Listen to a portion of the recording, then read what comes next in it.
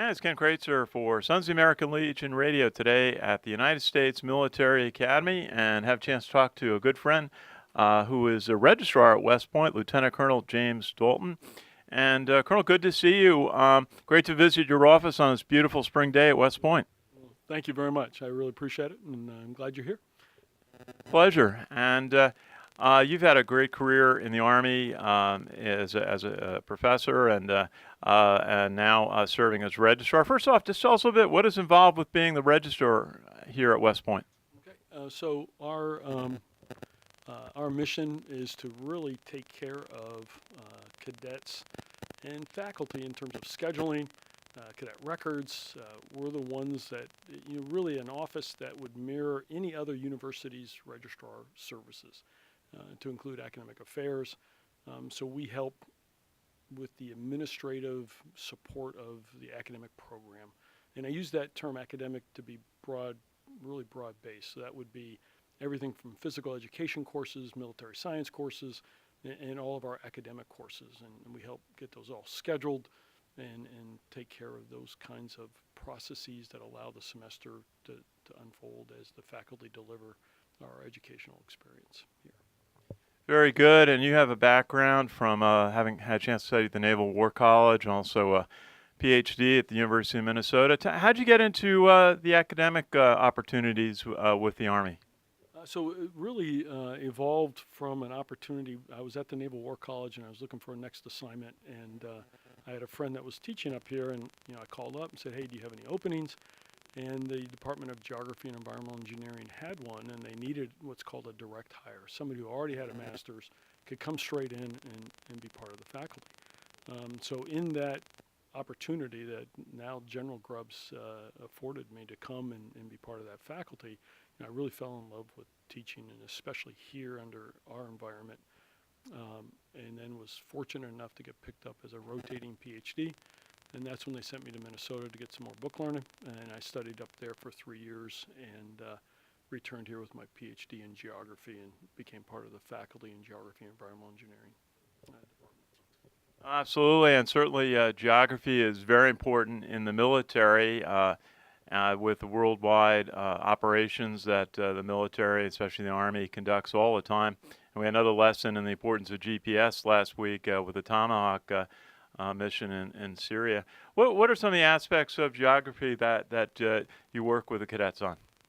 Well, really, it's at the core is our mission to help them understand other cultures, because if you look at geography, and specifically human geography, it's about understanding people and why they look at things differently than we do for perfectly good reasons. And so we want to be able to put them in the shoes of someone in another part of the world and understand that as a global force, it's important for us to understand our allies as well as our potential adversaries. And so to have that worldly, so we don't run into the risk of mirror imaging.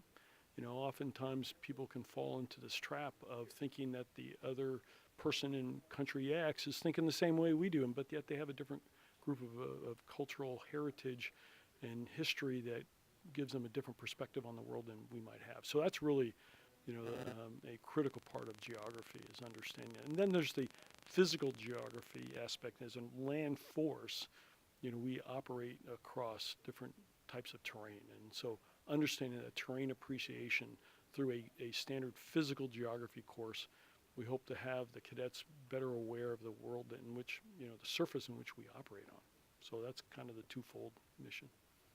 Absolutely, and we were mentioning being at a Army-Navy debate last fall in Baltimore the night before the football game, and the academic dean, General Cindy Jebb, was there and offered comments to the group at the end. And she mentioned the importance of liberal arts in a military education, which really stood out for me. And we talked to her a little bit about it later that night.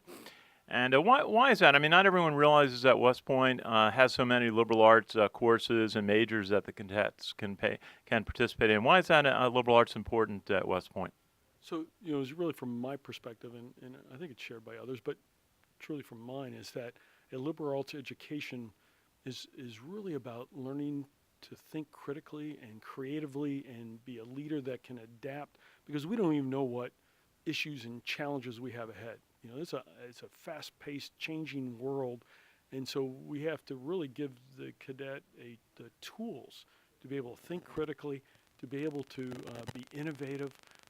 You know, it's overused, but the term outside the box is used way too much. But anyway, we want them not to be confined by things that we did in the past, be informed by the past, but not confined by what we've done in the past, and really be creative and critically analyze data. In this world where data is coming at you, you have to be able to sort through what's important, what's not, and critically look at those sources and understand that.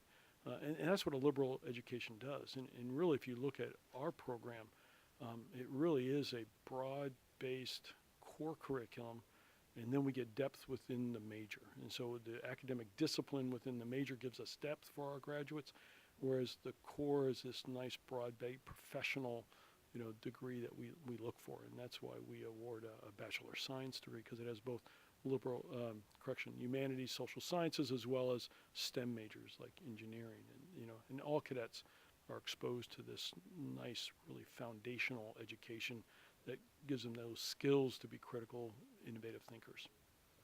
Absolutely. And I got to ask you, one time you told me a story about the importance of paper maps, not relying entirely on electronics or GPS. You know, I know all the cadets go through the land navigation training, and but how is that conversion? You know, everyone's got electronics, but it's sometimes good when you're out in the field. I got to think to have hard copy materials to help you get around. Well, you know, since that time that we shared that story, and it's a funny one. It's where a lieutenant had dropped his GPS receiver. In those days, we called them pluggers. And he accidentally, it was in the middle of the night, it was just an exercise, and we were going through, and he drove over it. And so that kind of formed in my mind the story about, you know, holding up a plugger or a GPS receiver and a paper map, you know. And if you drop one, it breaks. You drop the other one, it just falls to the floor. Now, they're both susceptible to water. They're both, you know, but the fact remains is that with a paper map, you know, which can be dated when GPS is better because it's more up to date all the time, but you know, between the two, you need to be able to navigate with either.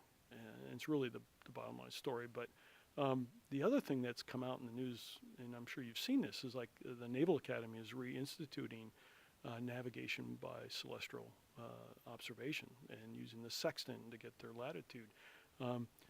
Just because if you've seen some of the latest arguments about satellite interdiction and the ability of a potential adversary to interdict our GPS satellites, we need to be able to operate in an environment where we would not have SATCOMs or GPS aided navigational aids. So, you know, even though we joked about the ability of a GPS receiver to withstand, you know, being dropped or falling or being hit by a bullet or whatever, nowadays the added is our adversaries, potential adversaries, have the ability to interdict our satellites. And so we need to be able to operate with the sudden loss of that capability. And that's much more real today than it was even as short as 15 years ago.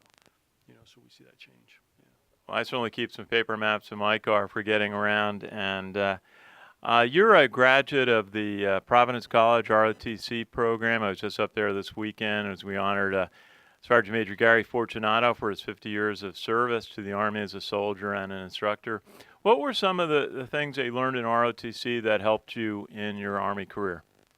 Well, you know, it's funny you bring up Sergeant Major, but, you know, the role of an NCO in ROTC is critical. Sergeant Major had the, you know, the ability to influence my own son. My middle son, Ben, went to Providence College, and Sergeant Major was, you know, really a major part in his development as a future officer. For me, it was a Master Sergeant Jackie Upton. Sergeant Upton was a Special Forces Master Sergeant, and, you know, he just was a great trainer, as all SF, you know, non-commissioned officers are. Their number one is great trainers. They're great educators, and Sergeant Major was. And so, you know, those basic, everything is simple. Something as simple as backward planning. You know, Sergeant Upton was key on that equipment list. You know, all those basics that you'd expect every officer to have. That's what that department did. And the other one was then a Captain Jim Murray, 72 grad from West Point. was on Providence College's ROTC, cadre. Another one that was instrumental in helping form not only myself but my classmates as we got ready to go in the Army. And if you think back to '79, this is 4 years after the end of the Vietnam War. The Army's converting to an all-volunteer force, all kinds of turmoil, and these guys were kind of just bedrock in terms of foundational Army knowledge that we needed to be successful. And that kind of stuck with me. Not the specifics so much, although some do. Some stories stayed with you, and they shared their Vietnam experience with us and helped us, kind of put that in context. So it was really important. Well, it's always about the people that were great mentors in your life that you always remember. Tell us a little bit. You mentioned your son Ben, and tell us about you've had some extraordinary military service among your family. So, first off, I was blessed to have a great dad who served for 33 years, 30 years as a commissioned officer. He was a doc, and 3 years during World War II. He was an artillery fire direction specialist, and so he worked in a battalion fire direction center. So his role model from myself and my brother, who also served in the Army for 22 years. So through that service, and then, my sons, although my wife and I try to make it clear that they didn't have to go, this is not a family business, but all three of our sons went on to serve two through ROTC and one through here at West Point, class of 12. So the older two went through ROTC programs, and, Ben being one of them, he's now here as a TAC officer, and then the youngest, Thomas, is out at Fort Sill right now, and he's getting ready to go down to Fort Stewart to be in the 3ID. Oldest son, Andrew, is finishing up a tour with a unit in just outside of San Antonio as an AGR member, and he's going up to a university in Michigan to be an ROTC instructor himself. So he's kind of following in that vein, kind of giving back after having received so much from his ROTC department. Absolutely. We see your wife, Deb, at many of the West Point events, taking photos and helping coordinate activities. We always appreciate her help at so many different games and events we're here at West Point. Jim, just tell us maybe what are a couple of highlights from your career? You've done a lot of things, a lot of years of service. What are some of the highlights for you, a couple of things that really stand out?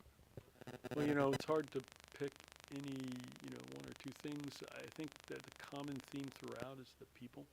The people that we work with. And I look at my team here. I'm blessed to work with a great bunch of professionals that you're really kind of the unsung heroes here. They, making things happen, helping their enablers, getting positive things going.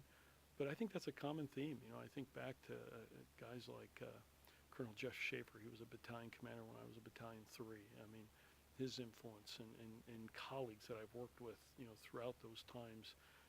Back at Bragg, in Korea, having spent a year there, and so, all these life experience, but, I look, it's not so much the place as it was the people that I worked with and had the privilege to serve with. And, I think if there's anything if anybody wants a rewarding career, the military offers that. And it's not because you go place X or place Y, it's because of a sense of service, shared vision, and in today's environment, very needed, national security responsibilities that the military bear, and needed. I mean, it's without a fact, it's a fact that we need to be guarding our borders, so to speak, and taking the battle to them.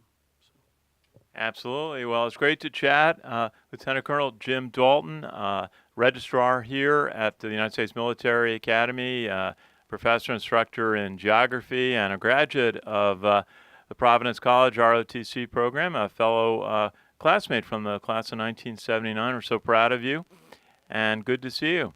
Well, thank you. I really appreciate it, and retired life has treated me well, and I'm doing really well here, and I have a great time working with the folks here. So thank you so much for coming. I hope to see you again real shortly. Absolutely, our pleasure. Retired, but continuing to serve as we meet so many veterans in what we're able to do. So, from the United States Military Academy for Sons of the American Legion Radio, this is Ken Kraetzer.